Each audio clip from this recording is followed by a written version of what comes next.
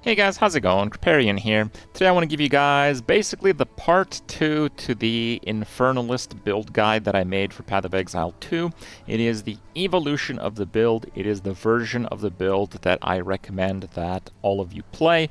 Now, if you are playing the game, and especially if you're playing solo self-found, like I do recommend that you do, because trade is going to basically ruin the game completely in terms of progression, it is still valuable to have the original guide up because that's kind of the character that you're going to play for a long time. The issue comes in the later stages of the mapping system where stacking life and armor basically doesn't actually stop you from getting killed instantly from boss attacks and large physical hits. Even though armor's kind of supposed to do that, that's not really how it works because armor in the game against big hits is just absolute crap in PoE 2. Now, I do imagine they're going to address it because I think it's overly bad. It's hilariously imbalanced when compared to some of the other defensive tools, and in today's video, not only do I showcase some of these defensive tools, but also the changes that I've made to the build otherwise. Now, if you do want to play the original build, again, it's still going to work for the first like 40, for some people like 80 hours of gameplay, just about the best way that you can run it. But after that, when you get into later mapping system, it is going to be a little bit different. So I'm not going to do like a big focus on gameplay, but I just have like a video out here. Basically the way that it works is you have some arsonists and you have some snipers, and the snipers use the gas arrow, which gets blown up when something is ignited inside of the gas cloud, and that is the main source of damage that we do. And this is a level 80.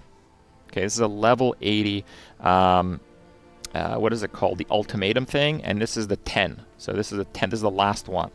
So basically, I use gas arrow, and each time I do that, the boss loses like a third of its health, and it was still poisoned, so it wasn't even really igniting things properly.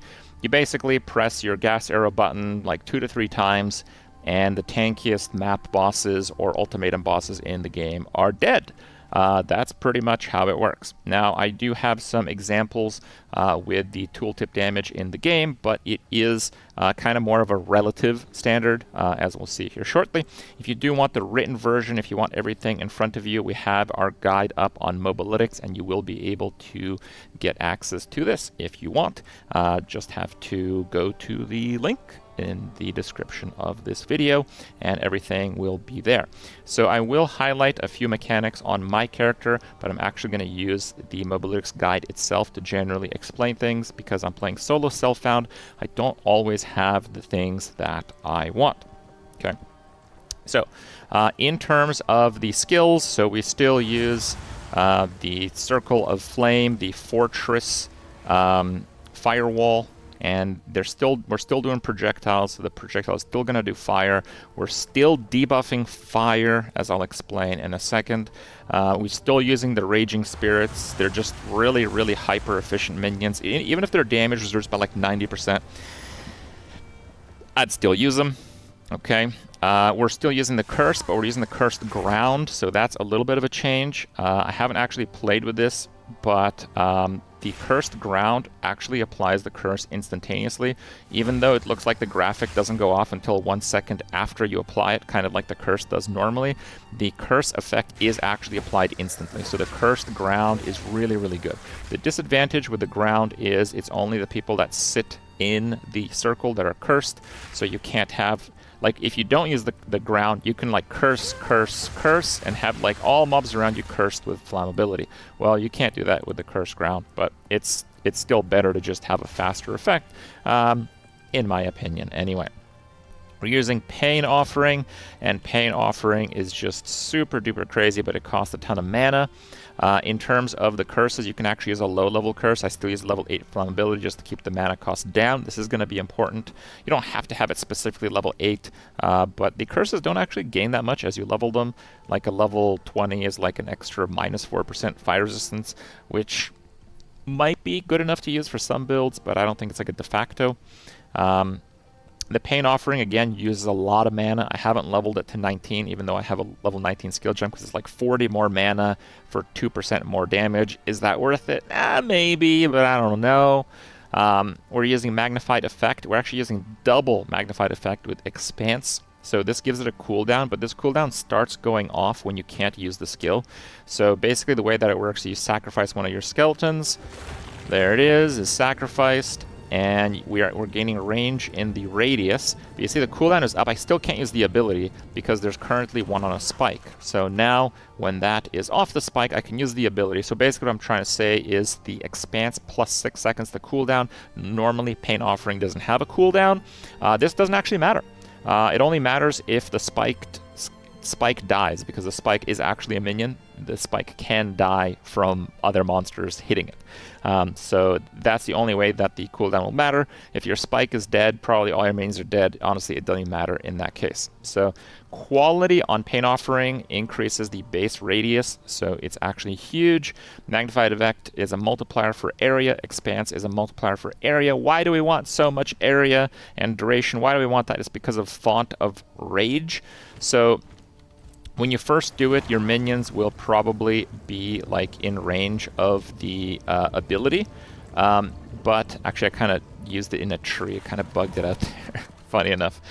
So they'll be in range of the ability, right? So you'll get like the damage bonus and stuff.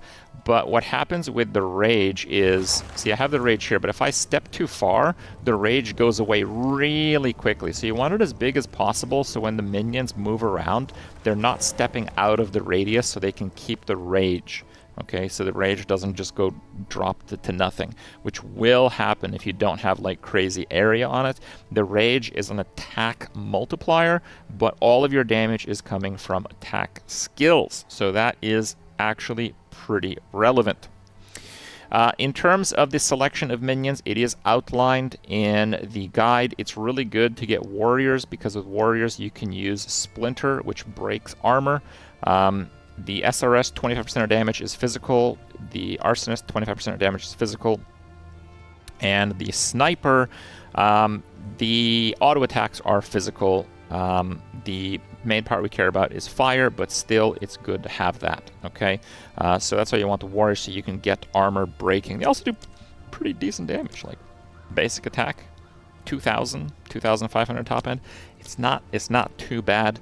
You get them with the Scepter. I do not suggest that you actually get this on a skill gem. The warriors are just way too crappy to actually use your spirit on them. Okay, so the core of the build, how does it work? Well, we have the Hound with the typical fire exposure stuff. The Arsonist, you probably have never seen Arsonist with these setups. So we have Martial Tempo. We have Fiery Death. So enemies ignited by supported skills have 60% chance to explode on death. So you can click on what is an explosion. The explosion deals fire damage equal to 10% of the corpse's maximum life. So basically, corpse explosion. Okay, so we're actually using the Arsonist to trigger ignites. Okay, that's what we're doing. We're triggering ignites. That's why we're using Fire Infusion, so you do a little bit more fire damage. And Fire Mastery, in my case, brings them to a level where they are one spirit cheaper. So I actually get an extra one because of the Fire Mastery, but there are some other options that you can use. Primarily, you do not want to deny their ability to ignite. You really want the Arsonist to ignite because they're good at igniting. Yes, the Fire Dog has an aura that counts as ignite. Yes, you are using this thing, which is an ignite. The Raging Spirits won't really ignite anything. Ignite in Path of Exile 2 has a % chance based on the relative damage dealt versus the health of the target. So the Raging Spirits, they just don't do enough damage to ignite. The Arsonists do enough damage to ignite, so the Arsonists are really good. We're not using the best support gem for their damage, which is Scattershot. We have that on the snipers, on the archers, and that's because the sniper button actually works with scatter shots, so it actually triples the damage of your explode. And then if there's a monster that's ignited in there, that will blow up. And how much damage do we get from the blowing up? 30, okay, actually there is 37,000, and there's 3 of them. So again, I don't think these values are correct. I think they're missing probably a number of things, but there is a way to actually kind of understand how much damage this is. So my Arsonists, they do about 2,200 damage for each of those fire bombs. So with the same like modifiers being calculated in, the gas arrow explosion does 115,000. So we're talking about like 50 or 60 volleys from each arsonist to equate one gas explosion. Now, the gas explosion, you can see I have a 5 near the sniper there. So the gas explosion, first off, it costs a crap load of mana, which is why I talked about having less mana cost than some of your other skills. So it only uses one of them. See? And the number's going down. And now I don't have any, but the cooldown is coming off. It's a 6-second cooldown. The cooldown is ticking for each individual one. So the way that you set up these minions are a little bit different. We have Bidding, which is their command skill, which is that gas arrow. Scattershot triples it. Feeding Frenzy is just the biggest multi, and Heft works because the original gas arrow that gets ignited is actually physical damage. It is based on physical damage. Heft is actually bugged with a few other things, but I think it probably is working correctly here. Normally it wouldn't work with converted mechanics, but I think the explosion is a separate mechanic that works and has a few extra multipliers in it, and this is kind of bugged for rangers as well. But that aside, that is basically the idea. We basically use the arsonist to ignite stuff, the dog to ignite stuff, the ring of fire to ignite stuff, and honestly, most stuff is just going to die. We don't have the crazy stacking of arsonists as we do in most of the minion builds that you've seen, but because of Fiery Death, which is a corpse explosion mechanic, you actually have pretty good clear with just a few arsonists. We don't want to stack snipers because their base attacks are worse than the arsonists. Even though we have better supports on them, the arsonists will do more damage to clear stuff. So how do you use your minions in this situation? You want as many snipers as you can use the cooldown of. Now, if you don't have that much mana regen, you probably won't want 5. It's just too many. You probably want at least 3 because it is like a 6-second cooldown, and if you use like 3, it's probably going to kill like even a T15 boss, to be honest. Like, it's probably good enough to do that. So you don't really need more than 3, but I like to have an extra one because sometimes when I Pain Offering, it dies. Now I only have 4, and the Pain Offering, the way it works is it's like if you target a guy, like if I target this guy, right? It used it on the other guy. So the way that the Pain Offering targeting works is like around your mouse, there's like a circle, and it just picks a random one in that circle. That's how Pain Offering works. So you can't actually choose what Pain Offering sacrifices, so you always want that like 1 minion buffer. So that's why I kind of always recommend at least 3 snipers for the gas arrow. We also utilize the clerics. The clerics are actually really, really good. You want to have ingenuity. These are basically your tanks. They cast a heal over time, in my case 1,600 healing per second, and they're constantly casting that on all of your minions. They're actually super insane. And they also revive skeletons on a cooldown. It's a pretty short cooldown because you can use ingenuity to lower it. It's really, really good. I recommend you use at least 2 clerics because, again, sometimes you will use Pain Offering. If you only have 1 cleric, sometimes it might land on the 1 cleric, and then you have no healing, no rezzing. The clerics really help when you have lots of mobs around, when you're kind of struggling to keep your minion army alive. But that is also when Gas Arrow excels. A lot of the time, if you're playing pure Arsonist, you'll notice that when you get overwhelmed, you just lose all your guys and you're completely screwed. And there's like this one mob that if you had killed, you would have, survived the ordeal very easily. Well, with Gas Arrow, you have much more control over your minions. Like, let's say this Reforging Bench is the most dangerous monster. Well, if it's a rare in the highest level map possible, it's dead. That's pretty much the build, and that's why I think this is the best minion setup currently for like overall content. Yes, you can get slightly better boss killing setups. You can get slightly better setups that involve no clicking of abilities, but if you click an occasional ability and you want the best all-around setup, I actually think this is it. So you want a split between snipers and arsonists. Right now I'm using 5 and 5. I have 3 clerics. I'd be happy with 2, but the clerics are just really nice, and the skeleton warriors for free. So that's the skill setup for the most part. We also have like a few other skills and stuff, but for most of the other stuff, it's pretty trivial, and you can check the details on the Mobalytics guide. In terms of gear, I can just quickly show you guys my gear. So I have +2 minion on a helmet. You can get +3. I have a +4 scepter, which I'm pretty lucky I have this in solo self-found, but +5 is possible in Trade League. Again, in solo self, like this pair of gloves is just hilariously bad. This is just the best pair of gloves that I've found that fit the resists that I need. Is it a good pair of gloves? It is not. It is absolute garbage. The boots are armor-based. Ideally, you want like armor ES because the strength requirement is a little bit high on these, but these have rarity. So I really like rarity right now, which is why I'm using this ring. A little bit of armor on the belt. Again, armor is kind of bad, but I'll go over why it's pretty decent. Like at 1,500 armor, you are actually mitigating quite a bit of damage from the really small hits in the game. And there's quite a lot of those, so it's pretty good. And we're using Ghost Wraith, which is one of the most overpowered items in the game. I basically made this defensive setup because I found one. Ghost Wraith in Trade League is currently going for 1 Exalt. So if you complete the first act on the first character that you make in Path of Exile 2, you'll probably get like 1 to 3 Exalts. So if you complete the first act in the first on the first character that you make, you can get this armor. And it is pretty much the best armor in the game for probably most builds right now, by the way.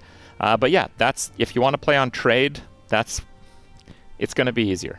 Okay, so this armor is currently providing 6,200 energy shield. You know how you see how it has no level requirement? That's because it's a level 1 item. It's a level 1 item. We also have a level 7 item, the Oakthorn Shield. So Chaos Resistance is really important in this build because we are actually not Chaos Inoculation. We can't go CI if we want to take advantage of the Bidot's Will and Bidot's Hand, so a little bit of Energy Shield and a little bit of Spirit from our life. We still have actually 2,000 life. It gets halved from Ghost Wraith, but we still get quite a good amount of Spirit from that. But we don't need that much armor, and we have enough Energy Shield from the Ghost Wraith, so Oakthorn is really good because we need the Chaos Resist, and it has 50 Spirit, and it has a good block chance. So it's really important to get Chaos Resist. Chaos damage in PoE 2 does double damage to Energy Shield, so if you are an Energy Shield character without Chaos Inoculation, you absolutely have to get as high Chaos Resistance as possible. Fortunately, Ghost Wraith has 34, Oakthorn has 23, I think the most, and you can get, I think, 10 from one of the quest rewards as you do the campaign, and that's almost all that you need. There is no resistance penalty for Chaos Resist as there is in Path of Exile 1, so you're pretty good there. My amulet is not really anything. There is actually an amulet that I recommend. It's called a Fire Flower, which can get +4 to the level of all fire skills. So normally you will see this like +4 all fire spell skills, and it wouldn't work on your minions because the minions are not spells. However, the Fire Flower seems to indicate that it's just fire skills, and the fire tag is on the Arsonist, which is good. It's on the Raging Spirits, which is good. It's on the Flame Wall. It's on the Flammability. It is actually on the Skeletal Sniper also. It's also fire because the blowing up of the Poison Cloud is fire, so it has the fire tag. And it should also work to buff your Summon Infernal Hound. So that amulet is completely cracked. I don't have one yet, but it's not really very valuable in Trade League, so it's a pretty common item. And it's just a really insane item. If you get a +4 to all fire skills, it's going to be nearly impossible to get a better one. That's a rare. It is still possible, but you know, the difference in those and how easy you can obtain them is vast. It's going to be so much easier to get that than it is another amulet that is particularly good. The only thing that goes through Energy Shield in Path of Exile 2 is poison. Poison is directly damaging your health, and because we have like 500 health, it is mandatory. You cannot and should not play this build, this version with Ghost Wraith, until you have an Antidote charm. You have to have an Antidote charm. So it's used when you become poisoned, so you actually take no poison damage, and it gives you immunity to poison for a few seconds. And if you get reduced charges per use, you can get 2 charges and almost 3 charges. And I don't know how it works if you can have multiple charms, but if I could have multiple Antidote charms that wouldn't cancel each other out, I probably would. The number of deaths I've had to poison with this build is 0. But also, there's just not that much poison in the game right now, so the setup actually works pretty damn well. Again, if you want more details, they are on Mobalytics, and I would actually prefer to showcase the passive tree on Mobalytics because my current passive tree is a little bit scuffed because of like attribute requirements, and I'm too poor to respec. I have like at least like 5 nodes I'd like to do a little bit differently. So this is 8 points missing, but I think this is the level 99, so this is a level 91 setup. So we actually get quite a bit of armor because Spiral into Depression is just kind of good. Movement speed is hyper premium in the game, and 25 armor, still 25 energy shield, makes these nodes actually worthwhile. Like if you count those two and these, it's like almost good enough, almost as good as just pure energy shield. But the main thing that keeps it going is the adamant recovery. So increases and reductions to armor also applies at energy shield recharge rate at 40% of their value. So we can get like around 200% armor, so 80% energy shield recharge rate from that makes all of these nodes just super, super good value. That's basically the gist of it. Because it's not like 12% armor, 12% energy shield. It's like 12% armor, 12% energy shield, and like 5% faster recovery of energy shield. So these nodes just become really good. The main defense is actually energy shield recover mechanic. We are not using the God, I forget what it's called, Grim Feast, I think. I don't like it. It's bad for the game. It's definitely going to be removed or reworked completely. It's just super broken and just lame picking up the things on the ground. I hate it. So this character is pretty much invincible with just recuperation of energy shield recharge mechanic. That's why we go with dependable ward, so we can get faster start. Because the amount that we regen is so high from adamant recovery, we're mostly looking to get a little bit of faster energy shield start of recharge. So we get that, a little bit of faster energy shield recharge there, and I don't have the required anoint yet, but later on I will try to get quick response, which is 20% faster energy shield recharge start, and then 30 also on top, so a 50 total when you're not at full life. And because we are playing the Infernalist with the life being reserved, that actually makes this available passively. So this is 50% faster start of energy shield recharge in 1 point, which is really, really crazy.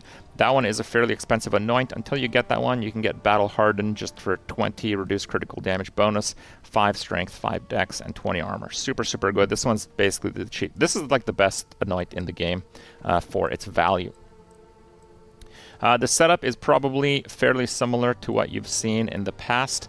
Because we have so much energy shield, we actually get 36% of energy shield as extra stun threshold.